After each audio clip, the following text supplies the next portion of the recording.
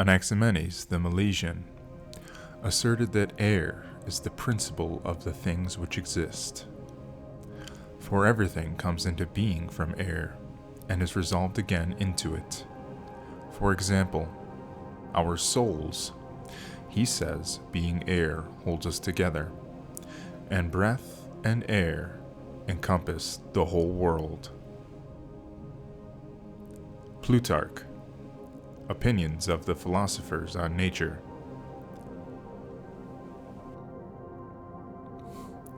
Anaximenes opines that there is a single moving, limitless principle of all things, namely air.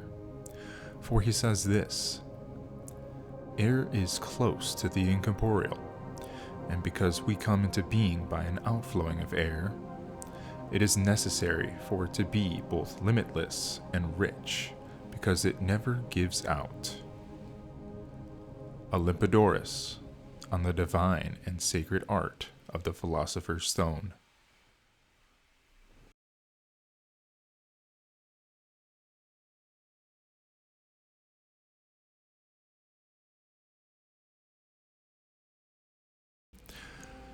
Anaximenes was born in the year 585 BCE in the city of Miletus. Just like his teacher, he developed a keen intellect and an insatiable curiosity about the nature of the world. From a young age, he was drawn to the elements that surround him, mainly the air that whispered through the olive groves and stirred the Aegean Sea. Anaximenes observed the ever-changing forms of clouds, the gentle breezes, and the powerful gusts of wind, sensing a profound connection between the unseen air and the visible phenomenon of the natural world. As he matured, Anaximenes delved into the realm of ideas, seeking to unravel the mysteries of existence. Inspired by the teachings of his predecessors, including the enigmatic Anaximander, he began to formulate his own philosophical perspective.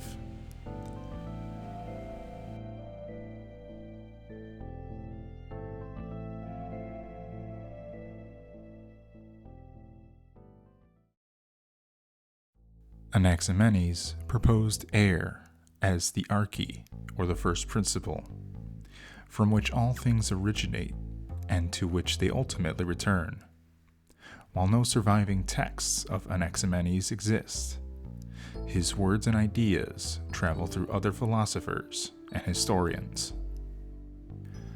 According to Anaximenes, air is the fundamental element that underlies the diversity of the cosmos. He believed that through rarefaction and condensation, air could transform into other substances. Anaximenes envisioned a dynamic universe, governed by what he termed the cosmic breath, the perpetual motion and transformation of air. This concept suggests that air is not static, but constantly in flux, circulating and shaping the cosmos. When air undergoes rarefaction, it becomes lighter, giving rise to ethereal phenomenon such as wind or the divine.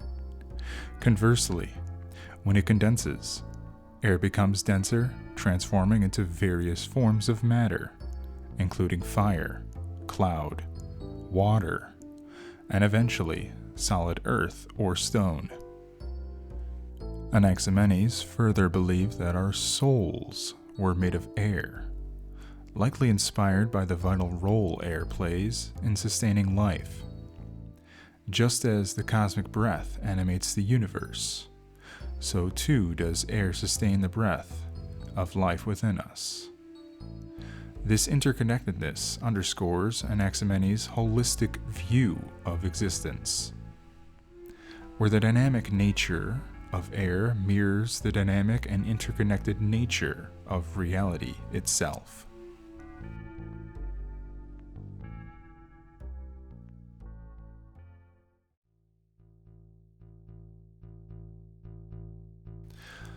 Some of Anaximenes' writings are referenced during the Hellenistic period. Philosophers such as Heraclitus Anaxagoras, and Diogenes of Apollonia were all directly influenced by the work of Anaximenes. Diogenes of Apollonia adapted Anaximenes' ideas to the philosophy of Stoicism. The ideas ridiculed in Aristophanes' play, The Clouds, originated from the ideas of Anaximander and Anaximenes. Philosophers such as Xenophanes later adopted Anaximenes' model of cosmology. Xenophanes' theory that the arche is earth and water has also been interpreted as a response to Anaximenes. Plato referenced the concept of air as the cause of thought in his dialogue Phaedo, rejecting it with the argument that one's physical state does not determine their fate. In the Timaeus, Plato favorably mentions Anaximenes' theory of matter and its 7 states from stone to fire. Aristotle was critical of the ideas of Anaximenes in his book Metaphysics. Aristotle characterized Anaximenes and his predecessors as monists, those who believed that all things are composed of a single substance.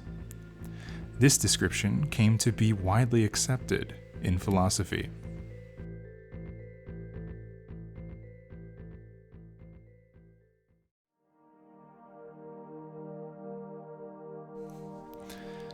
In 528 BCE, Anaximenes, the third luminary of the Milesian school, shed his last breath, leaving behind a philosophical legacy shrouded in historical mystery.